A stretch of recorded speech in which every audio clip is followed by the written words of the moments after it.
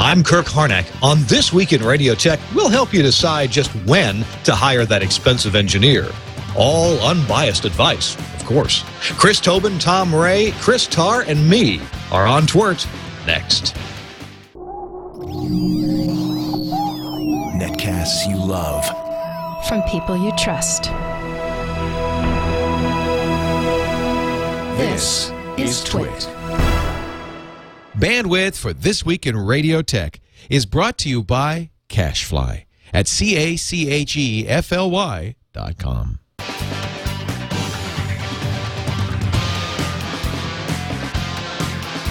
This Week in Radio Tech, episode 102, recorded October 12th, 2011. Okay, pay me later.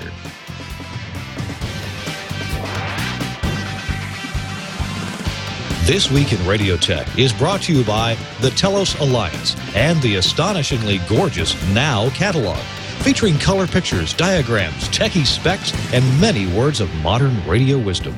Telos will mail it to you free, and you can download the PDF. Get yours at telosalliance.com/now. Hello, it's time for This Week in Radio Tech. I'm Kirk Harnack, your host, and I'm really glad to be here. Hey, we missed you last week. It was a sad occasion, actually. It was the day that Steve Jobs passed away, and so we weren't here with you. The TWiRT Network, which we're very proud to have as the network that carries this show, the TWiRT Network was wall-to-wall with coverage and memories of Steve Jobs. But we're back this week, and we're very glad to be here and glad that you could join us. Our show, This Week in Radio Tech, is brought to you by Telos Systems on the web at telos-systems.com. I'm going to encourage you later on in the show to sign up for the free catalog from Telos. It is a gorgeous thing, a thing to behold, something you'll put on your coffee table and talk about it with your grandchildren. All right, joining me on this show, This Week in Radio Tech, where we talk about radio tech from the Hudson Valley of New York, please welcome my co-host, Tom Ray. Hey, Tom. Hey, good evening, Kirk. How you doing? I'm VP Engineering for Buckley Broadcasting and WR Radio in New York, and please excuse there's a fly in here driving me out of my mind. Was real excited today when I heard that the NFL set a date for the Super Bowl that's supposed to be held out in the Meadowlands in 2014 for February 2nd. Until I realized it was Groundhog Day, so that means when the Giants come out of the stadium and see their shadow, there'll be one more game of poorly played football. Thank you very much. Okay. Tom, I'm such a terrible sports fan. I'm going to have you explain that to me, but after the show. Okay, we'll do that in the show. But the Groundhog Day thing, I think I got. I was going to say, ask your sports guy at Fox 17. Yeah, I should do that. Yeah, he'll take pity on me. In a real hurry. Hey, also joining us from the New York City area, from Manhattan, right at the heart of everything, it's the best-dressed engineer in radio. It's Chris Tobin. Hello, Chris. Hello, Kirk. Tom. I'm doing well. It's president of Music Cam USA is what I do these days, and we do IP codecs, so just for disclosure purposes, so there's no confusion there. And it's been a rainy day here in the Big Apple. It's just been really horrible. But no football jokes, because baseball was a very poor season. Yankees just a bunch of overpaid buffoons. That's what I think. That's just my opinion. Hey, don't beat around the bush, man. Tell us what you think. Hey, I wouldn't be a New Yorker if I did. Chris, you and I really haven't discussed this much since your switch from your former place of employment, CBS Radio, to CCS Musicam USA. Hey, listen, feel free to inject comments about the technology. You guys get it as far as doing audio over IP, and you guys have some video products too. So obviously it's not a commercial, but when there's tech involved, hey, I know you'll bring it up. And when you were at CBS Radio, you were the kind of guy that just brought to bear all different kinds of tech stuff that left some other engineers scratching their heads. What in the world is Tobin up to? And you'd sometimes pull off an interesting remote broadcast or some other tasks that had to get done using innovative technology. Also, I remember at our show that we did at NAB on the TWiRT network here, when we did our TWiRT show from there, you brought to show and tell a few items like that. So we'd love to hear more about that. Matter of fact, maybe we'll just do a whole show on how the video products over at Musicam and how this is playing in and working together. Would you do that for us in some other future show? Oh, definitely. Yeah, definitely. It's actually it's interesting. Some of the video stuff is now getting a lot of interest from the radio folks. Believe it or not, it's been fun. Well, it's just radio with pictures, so just makes Absolutely. sense. Hey, also joining us from Muckwonago, Wisconsin, it's Chris Tarr. Hello, Chris. He's the Ninjaneer. Well, the internet, I don't think is ever going to catch on. I think it's just a passing fad. So, whatever. I am the director of engineering for Intercom's radio stations in Madison and Milwaukee, Wisconsin. That is Wisconsin, home of the Packers, Super Bowl champions, which will be out there in 2014. Also, soon to be, hopefully, Quiet, Chris. World Series Brewers. And then, of course, the Wisconsin Badgers that are trouncing on everything. So, times are good here in Wisconsin. Chris Tarr is at geekjedi.com. Invite you to go there. And Chris, you and I were having a little offline conversation about ninjas yesterday. That was pretty funny. Oh, yes. Like I said, as a ninja, I can see what you're doing. You just won't see me watching you do it. Yeah. Yeah, exactly. All right, let's do a quick power round here. See if you guys know anything about what is currently in the headlines in the news. Give us your opinion here, and we'll talk about it for just a minute before we get to our big subject of the day. Item number 1: FEMA. Everybody knows who FEMA is. FEMA is finalizing EAS best practices. By the way, the fodder for our discussion comes from the pages of RadioWorld.com. Check them out online because it's good stuff. Okay, FEMA finalizes EAS best practices, like things like install the unit in the desired location. Okay. Set for automatic or manual forwarding. If the facility is unattended, set to automatic. These are some of the best practices. So there's a step-by-step guide here in this article about how to set up your EAS basic installation and configuration.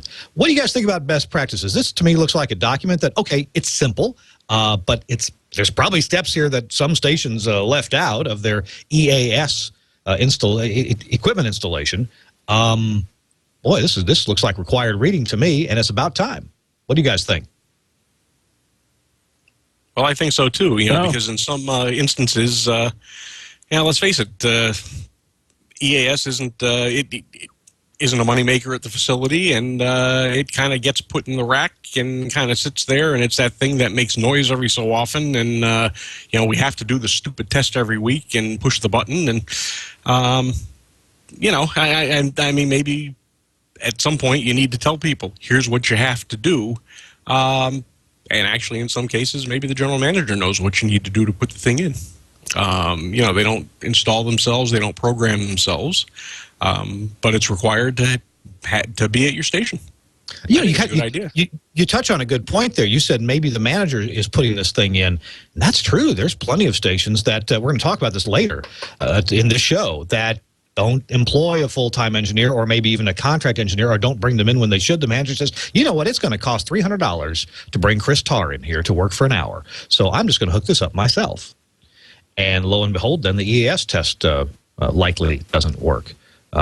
So this best practices, Chris, you got an opinion about this? I think the best practice is a good start. As Tom pointed out, EAS is, if we want to say, not a moneymaker. It's not something that people focus on. And I've said in the past, once EAS becomes part of the lexicon of how programmers do radio, you'll see much more proper use of it. But best practices makes sense because without that, pretty much anybody at the station level, we'll just say non-technical, could just argue, well, I installed it. The rules say make sure it's there, it's in. That's about it. That's all I did. Whereas best practices at least takes it to the next level and says, yes, it's required by rules and regulations, and here's what you need to do to make sure that you meet those rules and regulations properly, so that when you do get cited, you can't sit there and try and plead ignorance. It's a start, but this EAS is such a moving target in some markets and some places. It's going to be a while before people really get it down to just doing a regular routine install. But yeah, station managers and stuff, this is definitely a way to go. I think there's a lot of folks, a lot of radio engineers who are, kind of on the fence about EAS. Okay, yeah, we recognize we're a federally licensed radio facility. We probably have some kind of obligation to public safety, and EAS is actually, I think, a pretty darn good way to. For some stations, to absolve them of the what could be an enormous responsibility of disseminating information and perhaps getting it wrong, and allowing the local officials, the local emergency management agencies, to get the word out. So and then it's on them to get it right. It's on the station to disseminate it, which is what the station's good at. They've got the transmitter and the listeners. So yeah, from that point of view, EAS can be a good thing. I don't know. I have such mixed feelings. It could work so well, and I've seen it just be disastrous so often.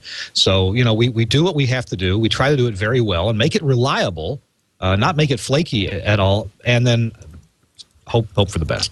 I wish I could have a better attitude about that, but Knox Harrington in the chat room says the EAS sounds like you're getting a fax.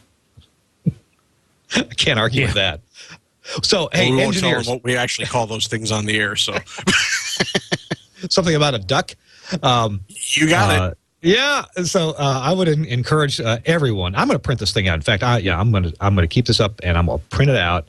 In fact, I may just hit print right now. Will this kill my my connection with Skype if I print this right now? Here we go. Kirk is printing this document. Okay, I would encourage you to go to Radio World Online, RW Online, and get. I'm sorry, or RadioWorld.com. We'll get it for you. RadioWorld.com, and look at this headline: FEMA finalizing EAS best practices. There you go, and print that out. And hey, follow the direction. Next story: Patent Office will re-examine patents. This has to do with the Patent and Trademark Office re-examining 2 patents at the center of that legal dispute between broadcasters, radio broadcasters, and a company claiming to own key automation technology. Broadcast Electronics, which makes audio vault products, they're not a defendant in the patent infringement lawsuit. They had asked for the review and received word in mid-September that the Patent Office had granted the request. A favorable finding could render the lawsuit completely moot, although that is not assured. We talked about this on a previous episode, and this had to do with this company claiming that they had a patent on having a computer network to play back songs. And it's just, I don't understand how patents are a pretty frequent subject on this network, on the TWiRT network. Guys, do any of you want to take the position of the patent holder and defend that? I don't think so. From what I know of patents and the few times I've been involved in some patents, not disputes, but discussions, right now, the way the environment is with people and patents, it's just basically come down to money-making proposition. Some of the patents that are being argued, if you will, if you read them, and I've read a few of them, it's all about pre-existing art, pre-existing technologies or application of it. Is it something that you can actually patent when you think about it? Is it something that's used in everyday use? I mean, some of these patents, it's blatant that this is totally false, and yet we have to go through this iteration and this automation thing. I believe this came up about 7 years ago, where some people disputed automation delivery through digital means and something else, and everyone's like, what? And it just disappeared for a while. Now it's come back again. So I don't know. I mean, I read a patent 2 years ago. It used the word time warping. Okay? Time warping. So let's look that up at the Smithsonian Institute or maybe at the what do you call the Federation of Scientists, and say, okay, time warping. How do you apply that in the delivery of content? That's what it was part of. This company had a patent on a time warping technique for shifting content. Okay, so how in anyone's right mind can you sit there, read a document that has the words time warping, where you can't even scientifically apply it and get it passed through and accept it? Now all of a sudden you have a document that protects you and allows you to go after somebody who's doing a legitimate business deal because it's a normal evolution of technology to say record something and play it back later. And we did with cassettes. But you just said a key phrase, Chris. You just said a key phrase. Now with this lawsuit, why are they going after the broadcasters? I mean, if you bought an automation system, you bought it in good faith from the company that made it. Exactly. Why are you on the hook? Why are you on the hook for? I don't get it. That's why I'm saying this is very suspect, and it really needs to be properly examined.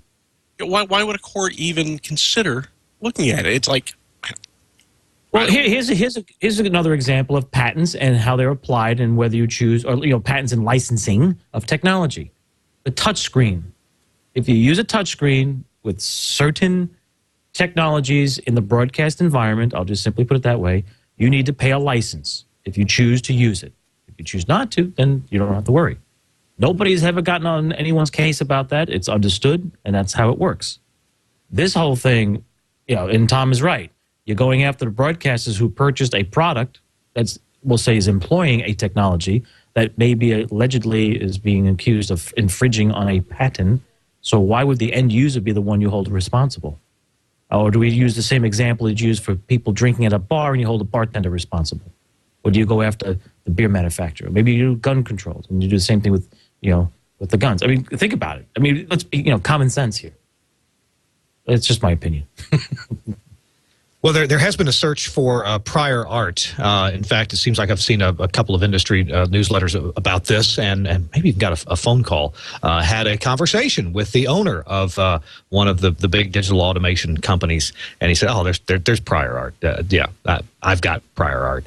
In the Radio World article, there's Randy Stein is responsible for this sidebar, and he has an interview here with Ron W. Paley with Oakwood, and they also had a company Oakwood Audio Labs. Oh, and Media Touch of Salem, New Hampshire. And they had a networked audio system playing songs at least in '93, which is prior to the '94 date of this. Ron says our Media Touch automation system featured 4,000 plus music cuts in Dolby AC2. File server stored, played to air over a network, servicing multiple radio stations, air studios simultaneously, and all fully functional in a mission-critical environment. This was designed in '92, installed in a broadcast facility that was a super duopoly back then in the spring of '93. So anyway, and I've met John Connell. I'm not sure. I've met Ron Paley too, but I've also met John Connell when he was still operating Media Touch. Had dinner with him at NAB, and that had to be in the very early '90s, '92 or '3 or so. Yeah. So anyway, I don't know. This will go away. It just seems like such a waste of time. Kirk, what I find even more interesting is I stumbled across a PowerPoint presentation the other day that was doing it.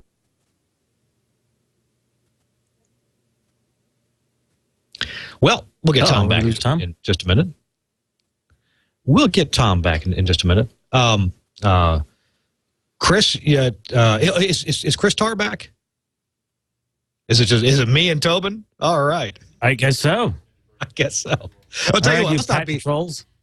I don't want to beat this dead horse any farther. I'm curious about this story from Radio World. Univision tells DAR.FM, it's a website, DAR.FM, to pull its stations off their website. The radio recording service DAR.FM, isn't happy about receiving a cease and desist order from Univision, which claims that time-shifting radio is copyright infringement. DAR-FM's Michael Robertson says that while recording broadcasting material may be new to radio, it's not new to society. Nearly 50% of U.S. households have a DVR, which records broadcasts. And the letter from Univision's law firm McDermott, Will & Emery, attorney Jorge Arciniga, states that by allowing for permanent downloads of MP3 recordings by subscribers, the DAR-FM website is essentially opening the door for users to engage in copyright infringement, since unlimited copies can be made from downloading the MP3 and distributing to others. Well, okay, these songs aren't really in the clear, are they? Aren't they? They're part of what the radio station's doing. That might not make a difference to some people. Cease and desist. Would you guys have an opinion about this time-shifting service, DAR-FM? I read about it about a week ago in I think Wall Street Journal had a quick article on it. I can say that working at some networks in the past and being part of a distribution chain for syndicated programming back in the day, something like this would be frowned upon. But I'd say in the last couple of years, I'm more of the mindset that if I can get my stuff out there and it's done in a proper manner, you know what? Let's make it happen, and we'll work on monetizing it internally and do other stuff and get our stuff in front of people. 5-10 years ago, the distribution channels were very limited, and you could probably run around screaming, "Hey, you can't be doing this. This is bad." But today, you pick up your phone, you got the little device here. This is it. This is your connection to your audience. Why deprive them? They'll go elsewhere. I mean, look at Beck. Glenn Beck has moved off of television onto IPTV because of a lot of concerns about his attitude's one thing, but distribution and this and that, and got a better control. Yeah, what does it get you? Hello, you're no longer in the mainstream. Good point. Univision, Univision. I understand where they're coming from, but they should really take a step back and say, hey, what do we have? Are people downloading our stuff? I'd say yes. And downloading how much of it? A lot. Okay, that means there's value. Yeah, well, I want to keep the value. No, that's fine. Go ahead and continue selling it, continue promoting, and do what you're doing, but know that folks are grabbing it and using it. So you embed your value in the program. Maybe go back to the old days of doing sponsorships within the program, not just breaking it out as 60s and 30s and 10s. I think the RFM, I've used it. It's actually pretty cool. But I really think that broadcasters or content providers need to rethink stuff. A perfect example, this network and what we do here. You know what? You can find it on how many platforms, how many devices, oh my goodness, how many formats. Right? Now, is there a burden? Absolutely. Has Leo mentioned on many occasions that there's a cost involved? Absolutely. But like I always tell people, that's the cost of doing business. Your goal as a business person is to find a way to offset the money coming in to the money going out for expenses and make a margin that is, acceptable by all those participating. I think that's a pretty simple principle. And yet there are several, dozen companies that are multi-billion dollar enterprises that seem to have an issue with that. Can't seem to get their heads around it. So, the DAR-FM, my opinion, just continue on. Content providers, whatever you're doing, capitalize on what you got, do it right, and you'll see the money. It'll come in. Jerry Seinfeld did it. You can do it. I've got a follow-up question to your statement there. Michael Robertson, this is the guy from DAR.FM. He said he takes exception to the Univision claim, stating that all DAR.FM recordings are stored in password-protected storage, and automatic downloading for listening later doesn't lead to copyright infringement. That's right. I don't guess that they're parsing out the songs and somehow getting rid of intros that may be over it or commercials that are part of the programming.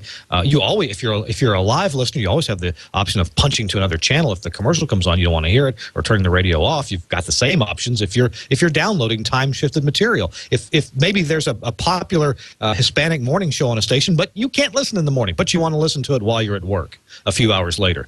Isn't that what DAR.FM service is about, letting you do something like that? Yeah, absolutely. I actually, when I first heard of it some time ago, and the places where I was working and doing some content testing of things, I purposely signed up, registered, password protected my recordings, and did a whole series of time shifting, if you will, time warping for others, of programs. They were in their entirety. There was no stripping of commercials. Everything was exactly as it should be. And I actually, years ago, had a product from Pogo Electronics, which was an AM/FM solid-state recording device that was designed for time shifting, if you will, program material. So what they had to do, because of pressure from the geniuses at the MPAA, RIA, and everybody else, when it made a recording off of the FM tuner or AM tuner, the quality of the recording was subpar. I mean, if you think G.722 on an ISDN or an IP connection has issues, this was, the Kelp algorithm from France Telecom has a better chance of entertaining your ears than what they did to this, just to protect the content or the copyright. I talked to the guys at Pogo. I'm like, you got to be kidding me. They said, no, we had no choice. They came after us. I was like, this is ridiculous. Huh. But, Jack Valenti, rest in peace, but I get it. Yeah. Yeah, it seems to me, hey, anybody that wants to basically extend the reach of my transmitter or let my listeners listen to things they like at more convenient times, seems I'd be all in favor of that. Of course, then there's if you're worried about people tuning out the commercials or doing something else, they do that. They do that even during the Super Bowl. People leave the TV.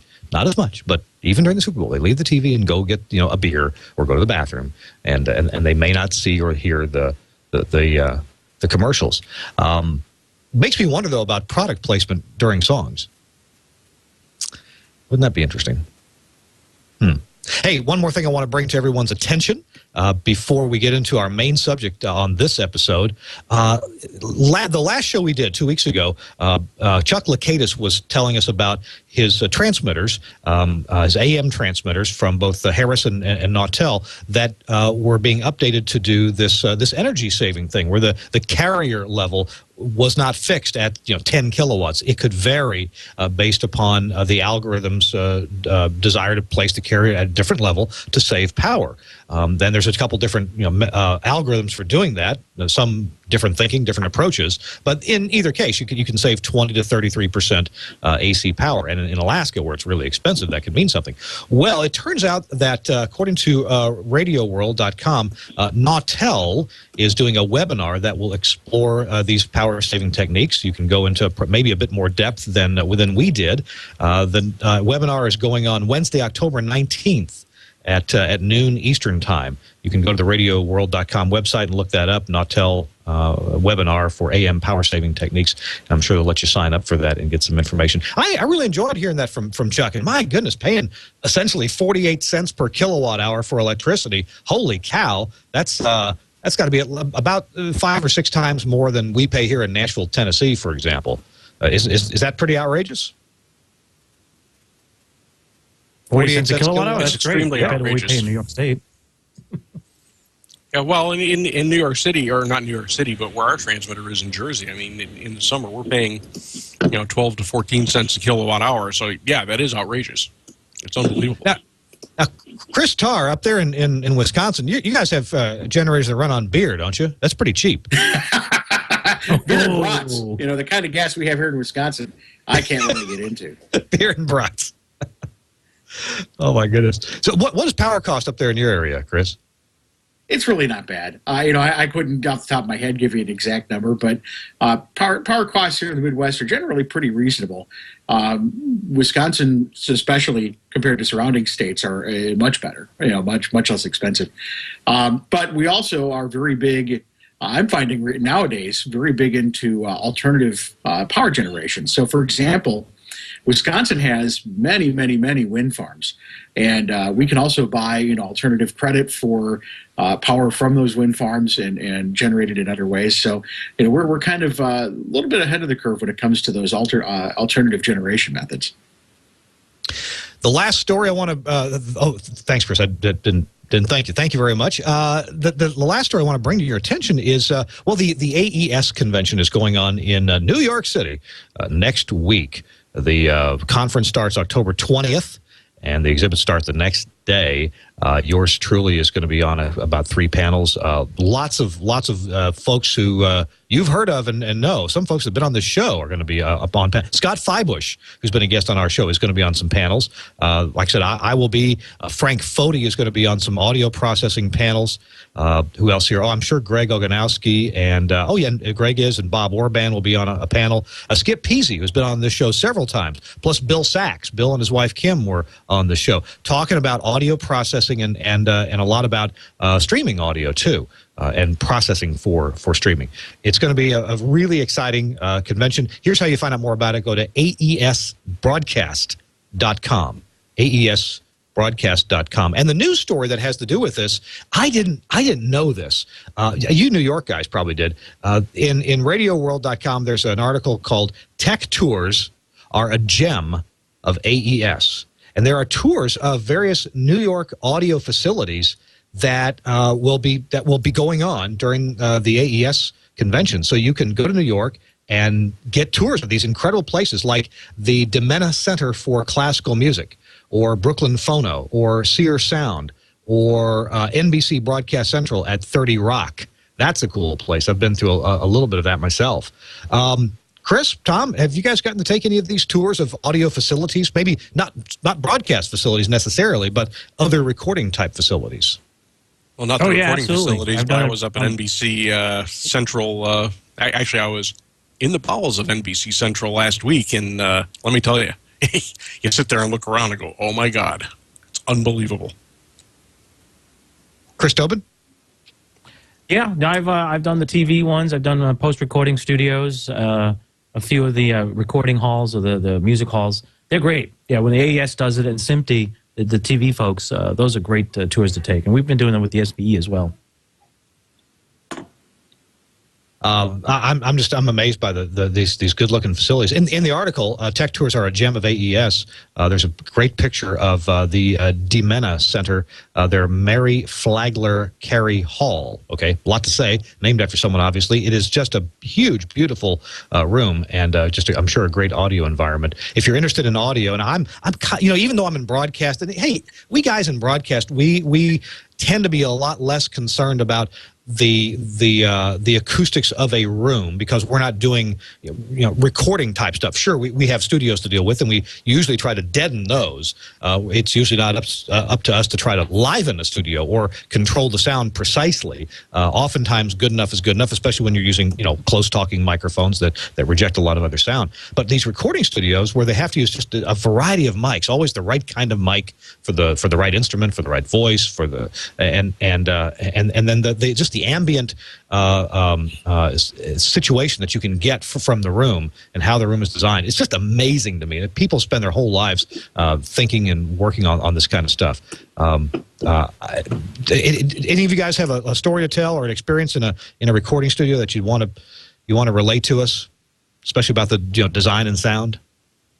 I recently just walked through WNYC here in New York City, which is part of the New York Public Radio Group, and Jim Stagnito is the director of engineering.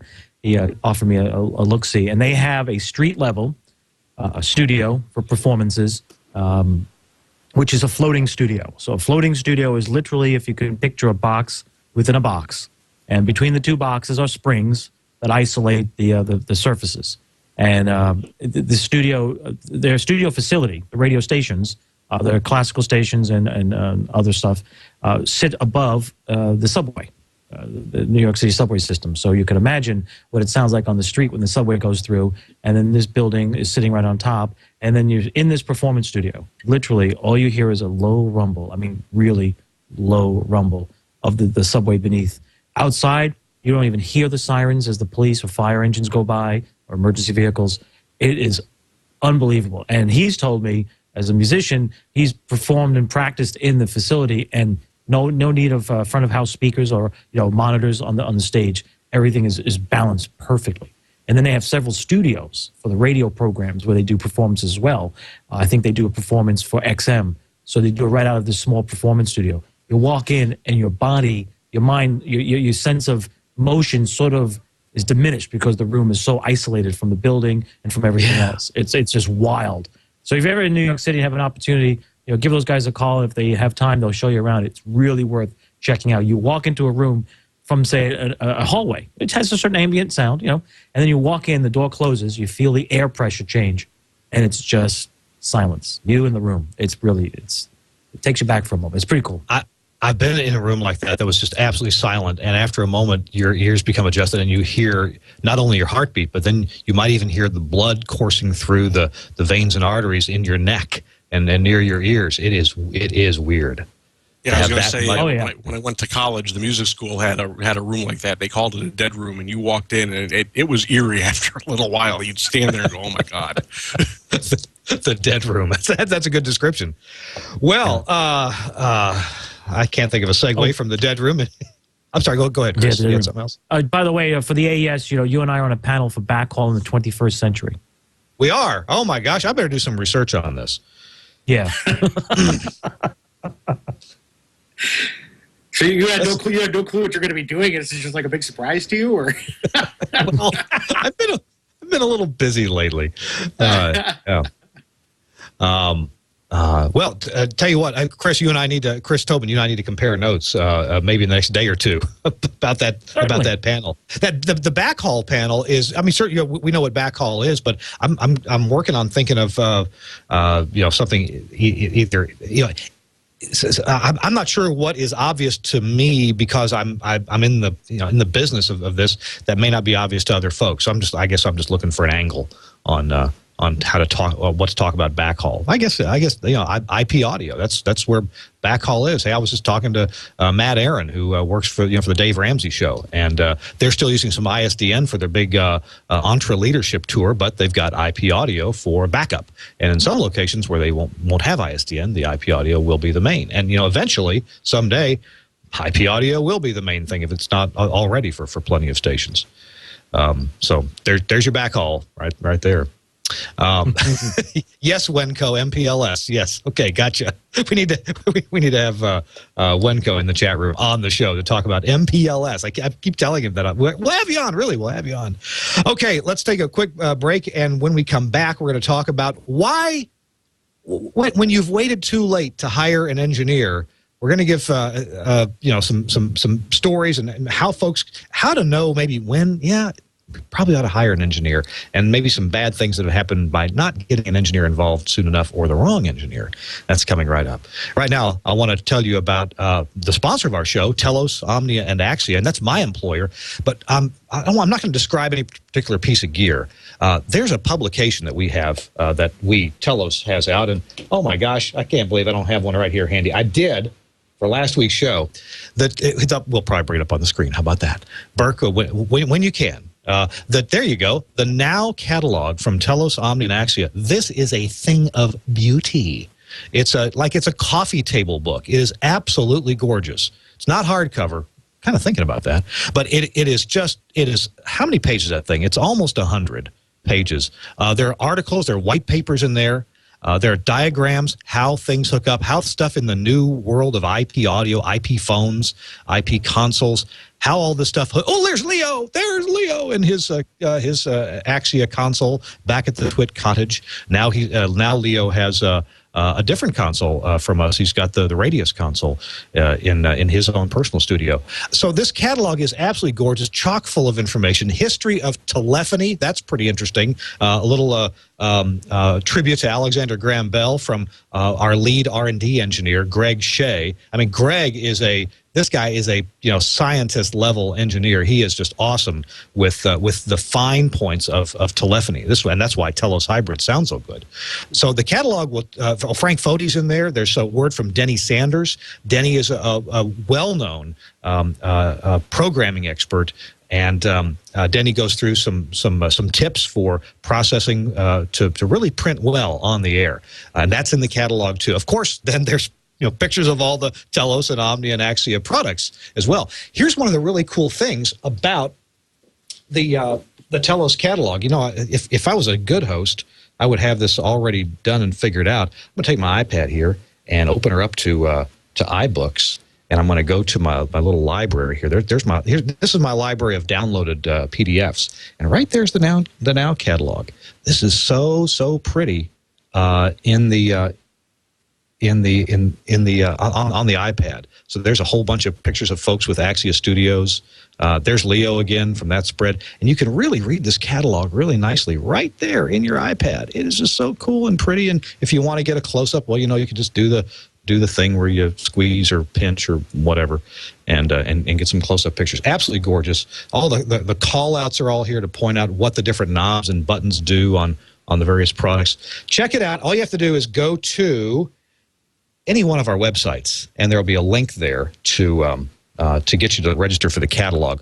We have sent about 20,000 of these catalogs out around the world. If you haven't gotten yours, or if you just want another one, go to the website, any of the websites like telos-systems.com or omniaaudio.com or axiaaudio.com, or even our new consolidated website, telosalliance.com, and click on the button to get yourself a catalog. We'll mail it out to you within a week, 10 days or so, as soon as we can gather enough of them up to haul them all down to the post office. Yes, the post office. And at the same time, you can download your own copy and have it on your computer, your iPad, whatever's convenient for you. Thanks a lot to Telos Systems, Omnia Audio, and Axia Audio for sponsoring This Week in Radio Tech. And I do encourage you to get your catalog. You're going to like it.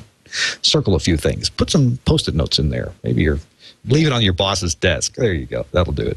All right, let's jump into our subject matter for the rest of the show. Why you should hire an engineer? When did you really wait too long to hire an engineer? And Chris Tarr, I think you have an anecdotal story for us, and some wisdom and learning is the right time to make sure you have an engineer involved. Sure. Well, I got a phone call a few weeks ago for this radio station. I'll remain nameless, but an AM radio station, saying, oh, we're having all kinds of problems. We're hearing a couple of different stories about what's going on, but the bottom line is that the station just doesn't get out as far as it should, and audio doesn't sound good. Could you come down, take a look? So sure enough, no problem. Went down there, took a look. And I mean, this transmitter was running at about a 1/4 power. The audio was really weak. The transmitter was having issues, and it was pretty obvious that nobody had paid any attention to this site for at least a couple of years. And it looks like I've run into this before where the owners look at it as a gamble. It's like, okay, well, things are running, so I don't need to have somebody come and take a look at things. Everything's okay because we're on the air. Everything's okay. And, the long story short is I had to spend several hours, well over 20, 30 hours making repairs. And what happens is they probably spent as much just on that as they would have if they would have paid somebody to come once every month or once every couple of months to clean up and check on things, make sure everything was working. And it's kind of an insurance policy. And what happens is I find because I had more than one client like this where I won't hear from them for like a year, and then all of a sudden get the emergency call that things have fallen apart and I need you to come down. And kind of the lesson that I try to teach some of these guys, not everybody, but guys like that, I kind of teach a lesson because I tack on an emergency fee when you do that. I always explain it's much cheaper to have me come on my time and take a look and make sure things are okay and clean out filters and things than it does to have me come down on the transmitter's time. So, it's always more cost effective. It seems counterintuitive, but it's a lot like insurance. If you pay me to come down every couple of months and clean out your transmitter, make sure everything's okay, all the fans are lubricated and that sort of thing, I can save you a lot of hassle because who knows how long that transmitter is running that way. They just said, for a while it's been like that. And who knows how much revenue they've lost and potential listeners that they've lost, things like that, just because general maintenance wasn't done. So, that's kind of my the soapbox that I'm on tonight is, at least if you have a station or you're involved with a station that maybe doesn't have a full-time engineer, get a contract engineer, but don't wait until something's broken to have him come out and fix it. Get yourself on a maintenance plan, work out a deal. For example, for this particular station, they've put me on a retainer so that as part of the fee, every 3 months I'll come down and clean everything out, make sure it works, and I'll take care of any issues that come up. But at least then they've got some insurance policy that something's being done and that it's not just waiting until everything just falls apart to have me come down. And, it'll cost you as much or more to do that with, plus then you have the off-air time and all these other things. I was just making you thinking about an analogy. You wouldn't, well, some people would. You normally, you wouldn't drive your car and not change the oil and not do any maintenance to it at all until the engine just locked up and then replace the engine. Or then, get the best price you can on doing a top-end overhaul or, changing out the piston rings. And yet that's exactly what some station owners or managers, and sadly some lazy engineers, do with their gear. They don't take care of it until it actually fails. And when it fails, when they're off the air, or the power is so low it doesn't get out, or it sounds so distorted, or there's something else wrong that's just so bad they can't stand it anymore, then they call an engineer. And here's a situation where, in this case, with this particular transmitter model, what caused the power to drop on the transmitter is that it burned up some transistors, some power transistors. Why did they burn up? Because the mouse had gotten into the fan, chewed it up, and the fan seized up. Transmitter was running hot for who knows how long, and the heat just finally fatigued the FETs and the transmitter. So, had I had somebody been on this right away, we would have noticed, the fan's messed up, we need to fix that, and probably would have saved them several $100s in transistors. Yeah. Well, I've seen fans. In a lot of transmitters, the fan now is the only mechanical thing left in there. I mean, the only thing that spins its bearings are going to wear out or need lubrication. And that fan's there for a reason. If that fan dies, the transmitter gets quiet and may not run a whole lot longer. Hey, Tom and Chris Tobin, okay, in New York City, you don't have these kind of problems, do you? All the stations get fully taken care of. Absolutely. Yeah, of course. At least ours do.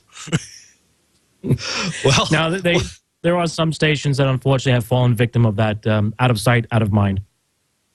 I have received many a call from folks on a contract basis, and when you look at what's left of the place after they forgot to change the filters on the fans that draw the air through the transmitter.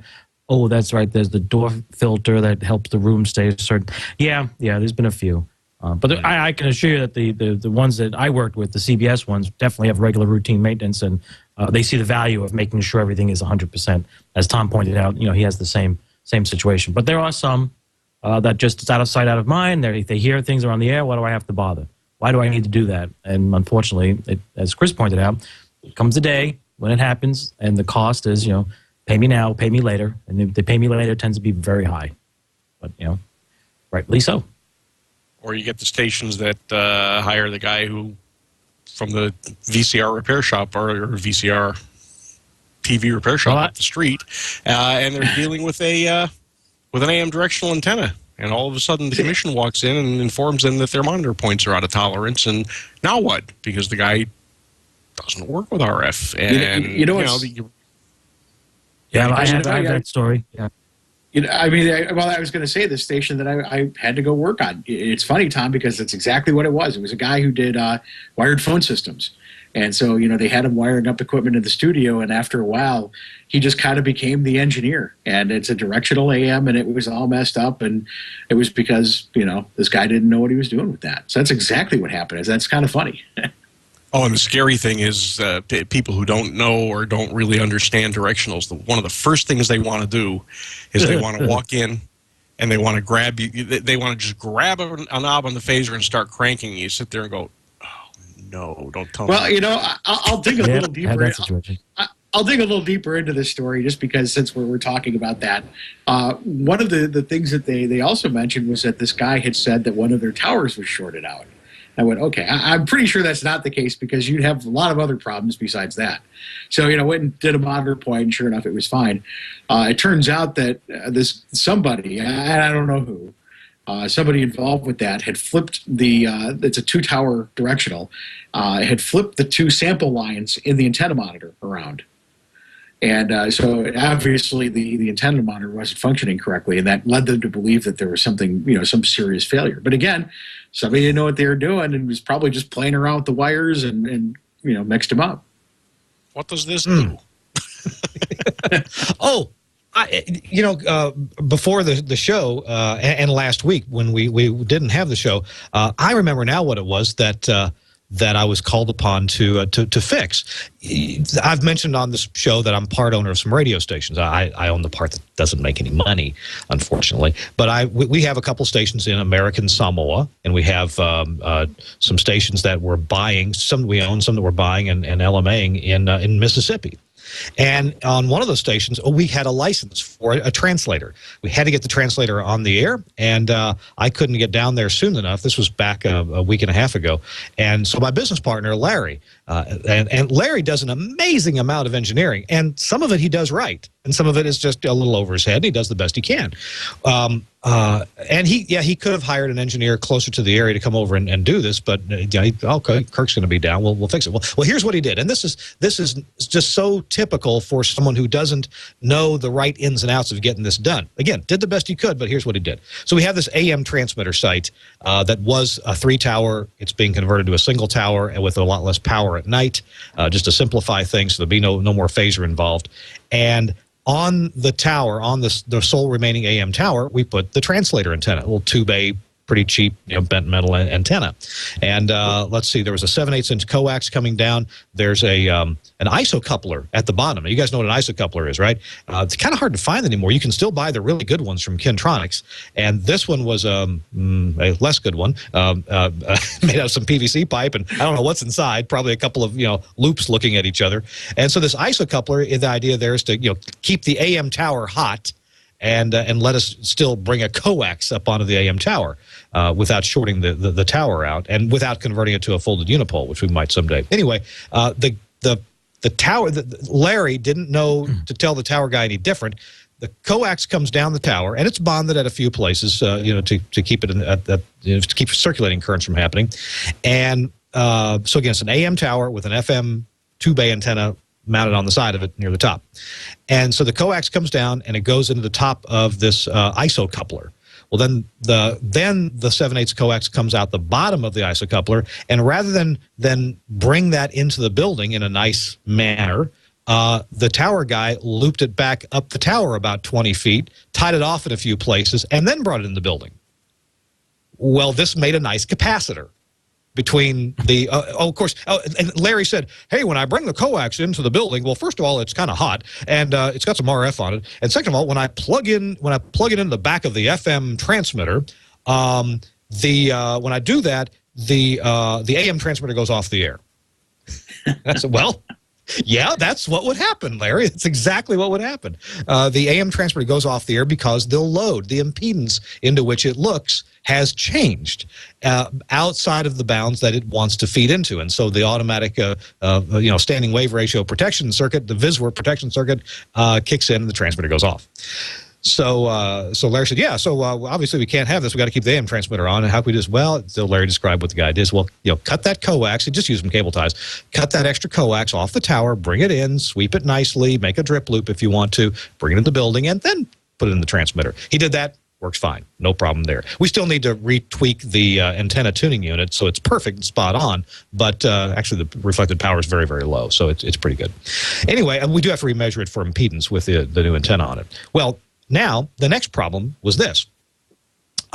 This translator and the AM transmitter are simulcasting, okay? So same audio on both services at the moment. The AM transmitter and the FM translator have the same audio.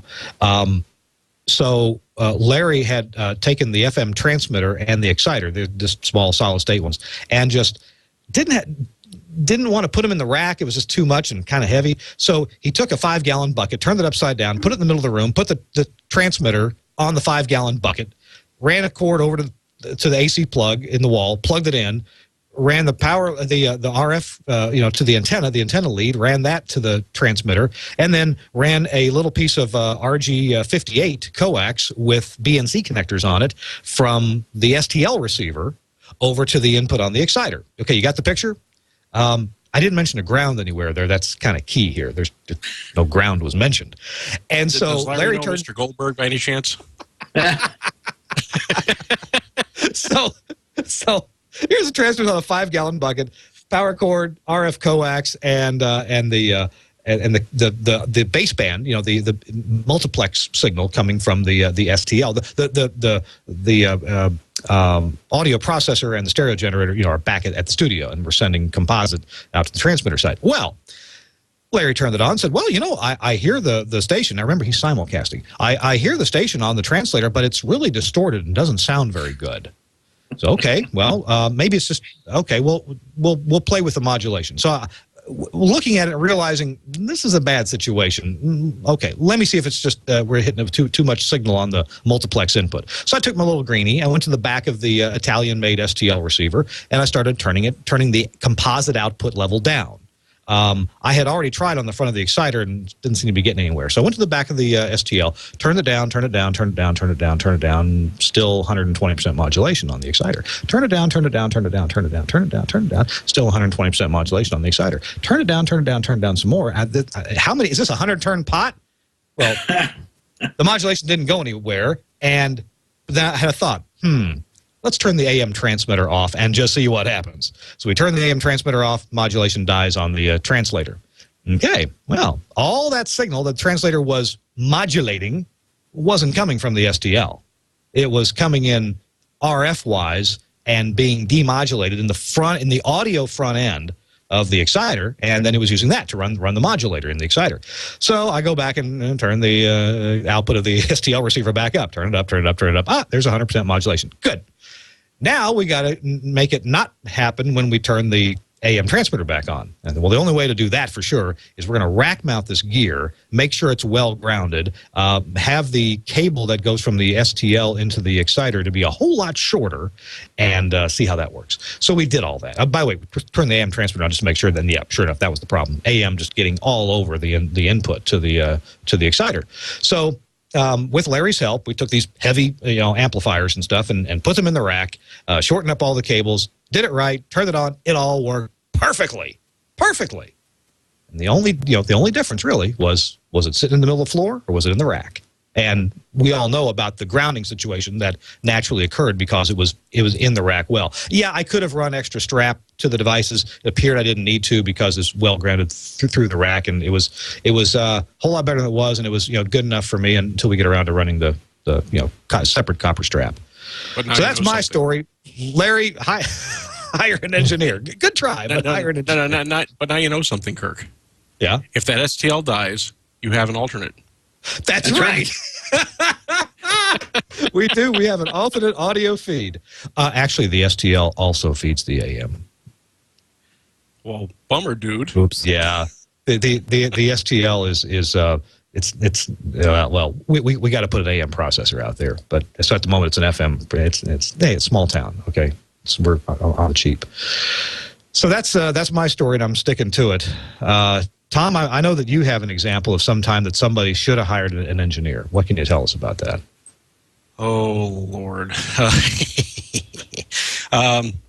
a colleague and I were hired at one point to move an FM transmitter, which we did in a day.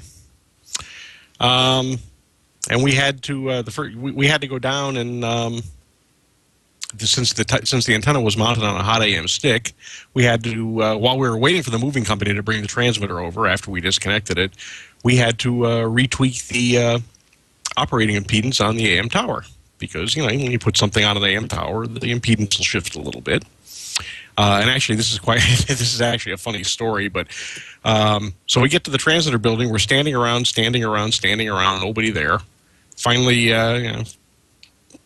looked on the wall in the room we were supposed to put the transmitter in. There's a phone number, so we called. It happened to be the control room at the AM station. And the guy goes, "Oh yeah, the key's hidden under this rock over here, and just go ahead and get it, and go ahead and shut the transmitter off." Oh, God. So we look under the rock, get the key, walk in the room, dig through the trash, get over to the transmitter, shut it off, and proceed to walk out to the tower. Dig through the weeds, open the box, get the mouse nest out, and now we take a look at the impedance, and it was like 47 ohms instead of 50. It's okay. Well, we'll bring it up to 50, and because the FCC rules say you have to, and we're going to have to file this anyway, we'll do the sweep. And I'm standing there, and my buddy's name is Chuck, and I hand him the notebook, and I said, "Look, I'll do the measurements. You just write it down." "Okay. Well, here's the frequency, Tom. Yeah, just write this down, Tom. Would you write this down, Tom?" "What?" Turn around. I look like this.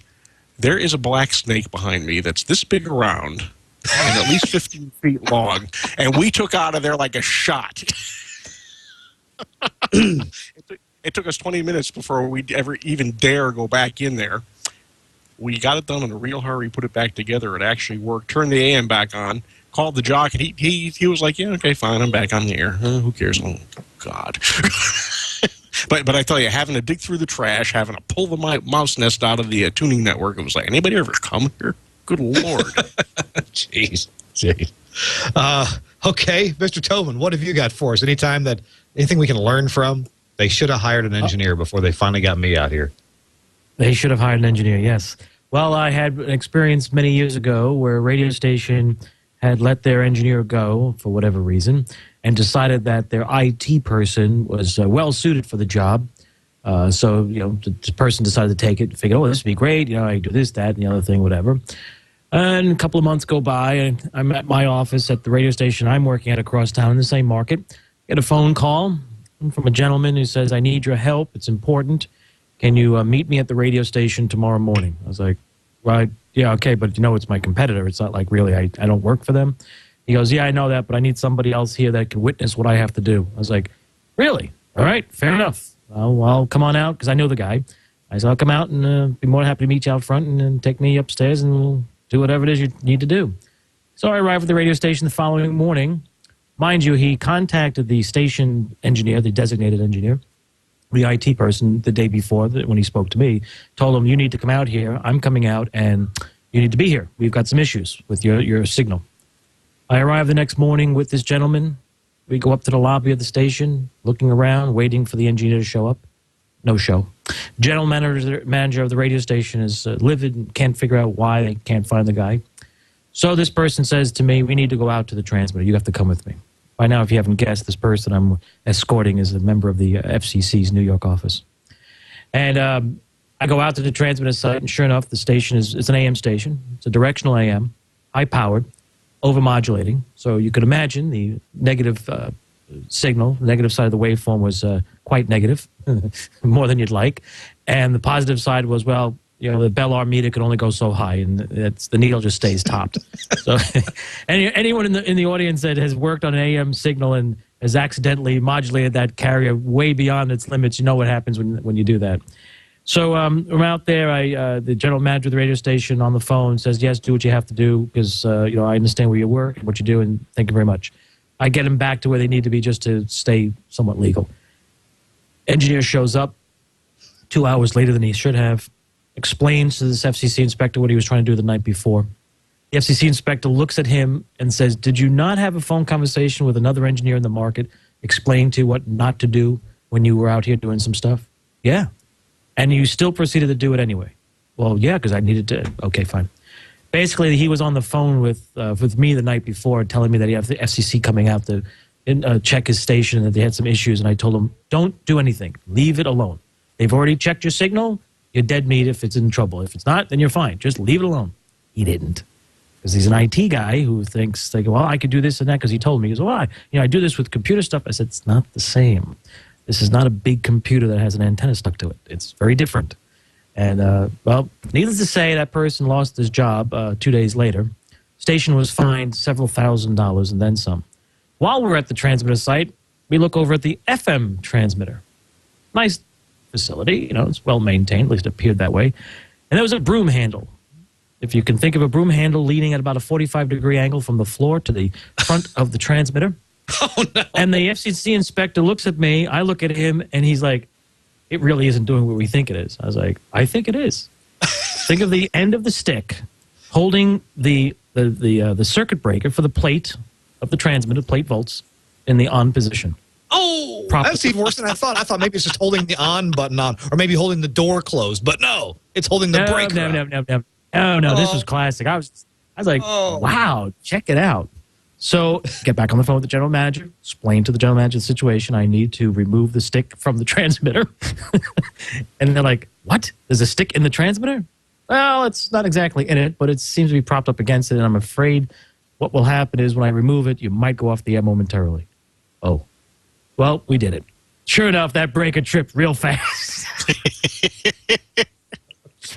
So managed to get them on their backup transmitter for that day. And that evening, I wound up going out there and doing some contract work, the pay me later routine. And boy, let me tell you, IT folks, RF is a very serious thing. It's meant to be treated a certain way. If you're ever put in a situation where you need to work on a transmitter, decline or find someone who knows how to work on it and work with them. Do not do this by yourself. Please. This is twice I've been out to the transmitter site where an IT guy was trying to be good. I get it. But just way out of their league. Yeah. They propped up. If you can visualize a large transmitter box, front panel with many buttons and circuit breakers, there was a nice size circuit breaker with a broom handle literally propped up against it. It was a great sight. Well, it was just like, at least the breaker wasn't bypassed. No, the interlocks of the transmitter were.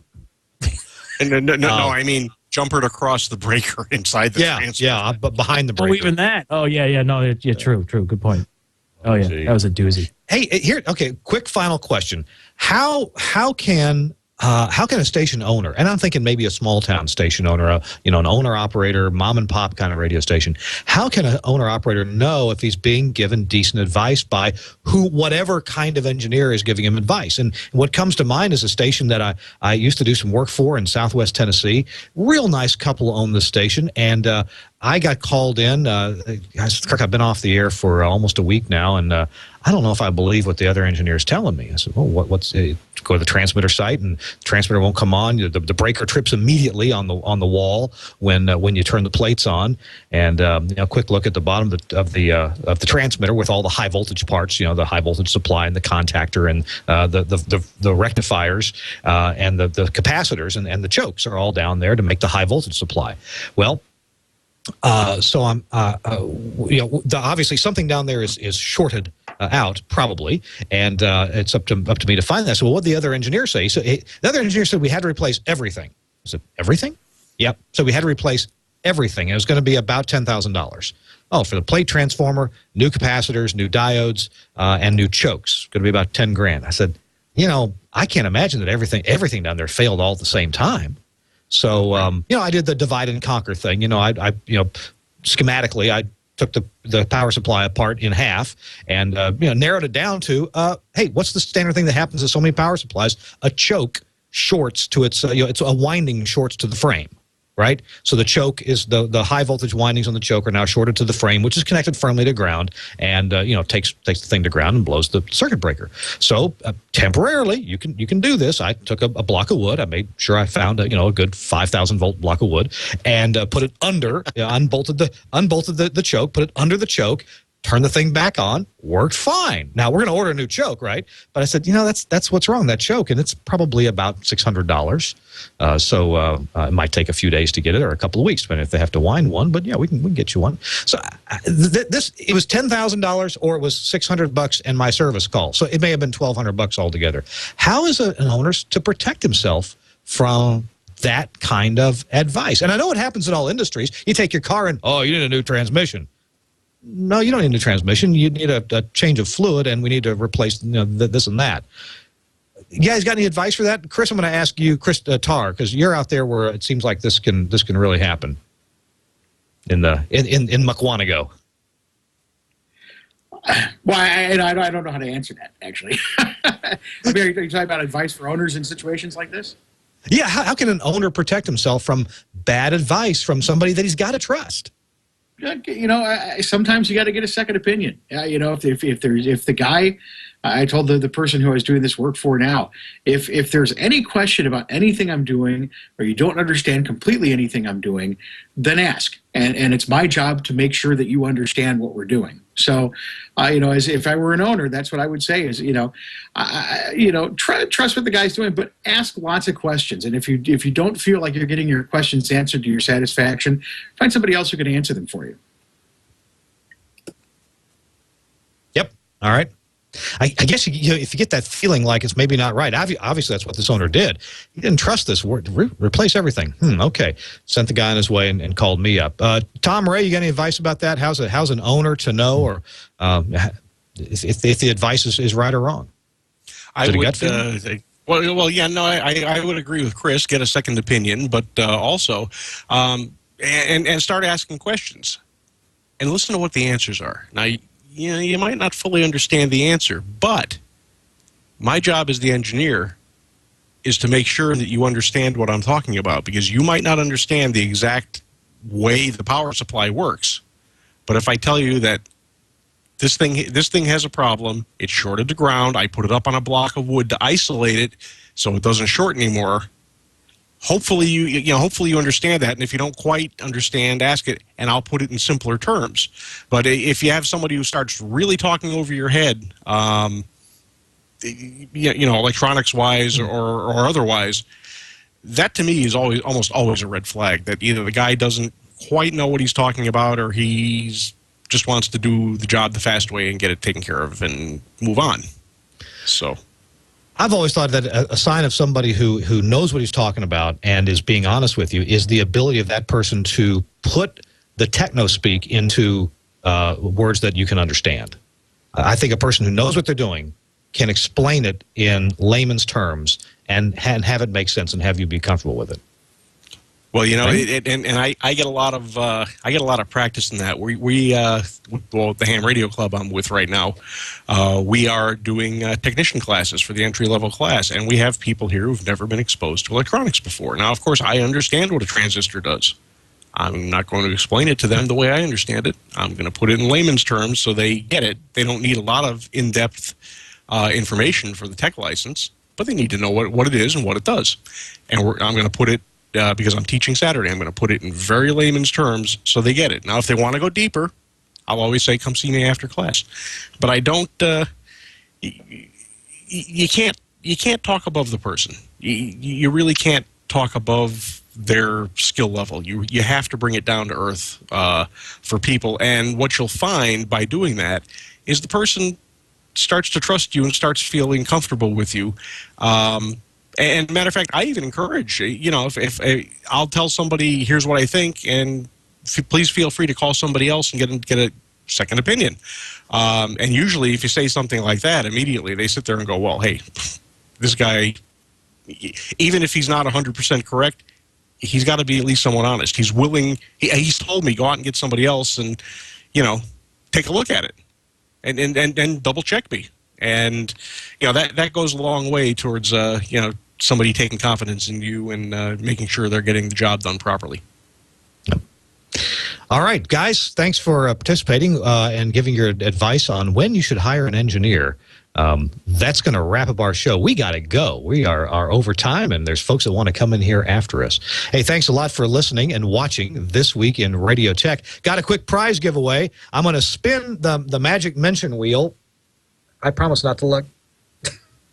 The magic mention wheel on my iPad, and here we go. It landed on the third retweet of the show an hour ago, and that is from Neil. Goes by the Twitter handle of @OnAirTraffic. Neil's from Toronto, Canada. At least that's what he claims. Neil's an aspiring traffic reporter writing about transportation and driving with an extra serving of radio and TV traffic reporting. So, Neil, congratulations. You have scored your very own Omnia AXE. We will be in touch with you and give you the license codes and all that stuff. We'll give you the launch codes, and you can launch it yourself and have a good time. Check it out on the website at omniaaudio.com. Thanks a lot to Telos, Omnia, and Axia for sponsoring this week's show of This Week in Radio Tech. Chris Tarr from Mukwonago, thanks for being with us. Appreciate you. Thanks for having me. Be sure to check me out on Twitter @TheGeekJedi. Yes, the Geek Jedi. I do. I follow you everywhere. And also Chris Tobin from Manhattan. Thanks, Chris, for being with us. Thank you, Kirk. Have a good night, everyone. And Tom Ray from the Hudson Valley of New York and WOR. Thanks, Tom, for being with us as well. Always a pleasure. Thanks for having me. All right. And, hey, follow me on Twitter if you like, @KHarnack, if you want to put up with my nonsense. We'll see you again next week on This Week in Radio Tech. Bye-bye, everybody.